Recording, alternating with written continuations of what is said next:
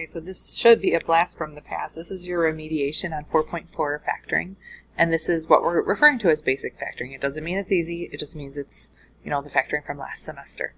So, top of the flowchart from last semester, you gotta look for common factors. So here in these first few questions, you are gonna have a common factor. In fact, that's a big issue on this whole worksheet, so watch out for common factors. I notice that if I look at the polynomial, there's a common 4 and a common v, So we're going to factor out a 4v. And think about what happens when you undistribute or factor out a 4v. It's similar to dividing by it. So you could literally show a little divide by 4v if you'd like. You're still going to be left with a 1v and then a plus 10. It's the act of, distributing would get you back to the original. If you undistribute it, that's called factoring it out. And that is a form of factoring. So we got to get real good at that again. Let's move on a little bit. Let's see. Number 3 and 4, everybody's favorite. This is called the difference of two squares. And I can tell it's that pattern because you have a difference sign, a subtraction sign, and both of the terms are, there are two terms, and both of the terms are perfect squares. So this is known by your class as the good twin, evil twin. Oops, that's a twin. Okay, so the way this pattern works out is it's two binomials, and then you square root each term. So the square root of b squared would be b and b, and then the square root of 9 would be 3 and 3. And then one of the signs has to be plus, and one of the signs has to be minus. Oh, excuse me. Now, of course you can FOIL these back together to double check that you get the original. And the other thing I want to point out to you guys, and I think some of you forget this, b squared plus 0b minus 9 is another way to write this. So you're looking for your arches to cancel out to nothing. That's why there is no term for the arch. Okay, let's start making those connections. Alright, I skipped too far. What's down here? 5's fun. You've got a common factor you need to worry about first. Notice how they're both divisible by a 2. So the 2 doesn't leave the problem. It's still out in front of your factorization. And what you have left over is an a squared still minus 4. Now this is a question where there's more than one step, so you got to keep going. This one has 2 steps. Once you take the 2 out, leave it there. And now the a squared minus 4 factors into difference of squares. So the square factors for a squared would be a and a. And then the square factors for 4 would be 2 and 2. And then one's going to be a plus and one's going to be a minus. So I wrote a really big note on the answer key that you guys need to be showing steps on this. These next few problems are going to take a couple of steps. And it would be a real shame if you just copied the answer key and you're not getting anything right. So with that in mind, let's look at number 9. I notice right off the bat there's a common factor. So everything here has a common factor of 5. All of it could be divided by a 5. And it's not going to disappear from the problem. The 5 starts out in front and it's going to stay there.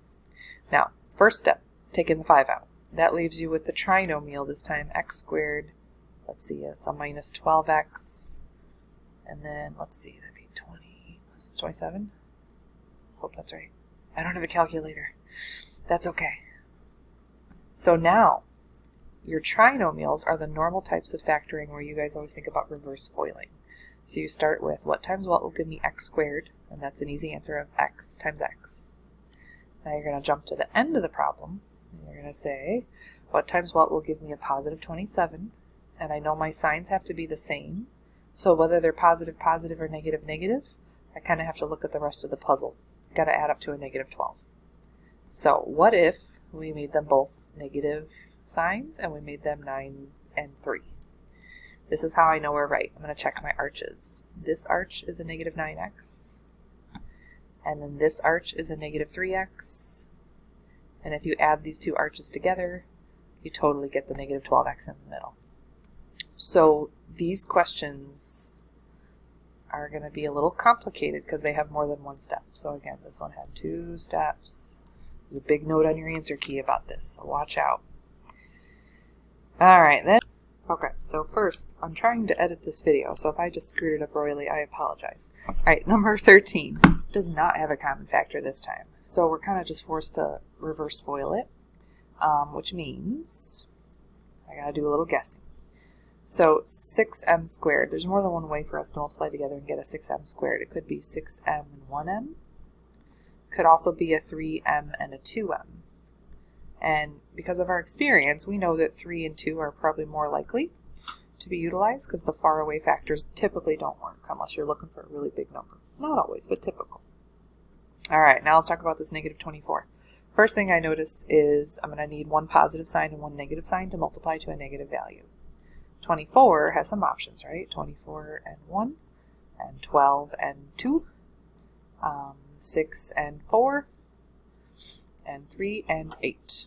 And I gotta make a guess, and sometimes I guess wrong, but one thing I do notice is that I like the closer together factors, so either 6 and 4 and 3 and 8, and I'm not going to go for 6 and 4, because if I put a 6 here or I put a 4 here, either way I have a common factor, and I'm not supposed to have one. So I'm going to use 3 and 8, and I'm not going to put an 8 here, because again, the common factor issue. I'm going to put a 3 here and an 8 here. Let's see if this works out. Sometimes it does, sometimes it doesn't. Alright, so this middle arch here, let's see, that's a 16m. And then this outside arch here is a negative 9m. And if you were to add those arches together, you get exactly positive 7m, which is what we need. So yes, it is a bit of a guessing game, but you're going to make educated guesses, which makes it a little less painful, right? So that's the end of our basic factoring remediation video. You guys are going to complete all of the factoring questions on the remediation to earn your retake. And if you need a more thorough explanation of factoring, back to the drawing board, go back and watch the original lesson for 4.4 factoring. All right, thank you.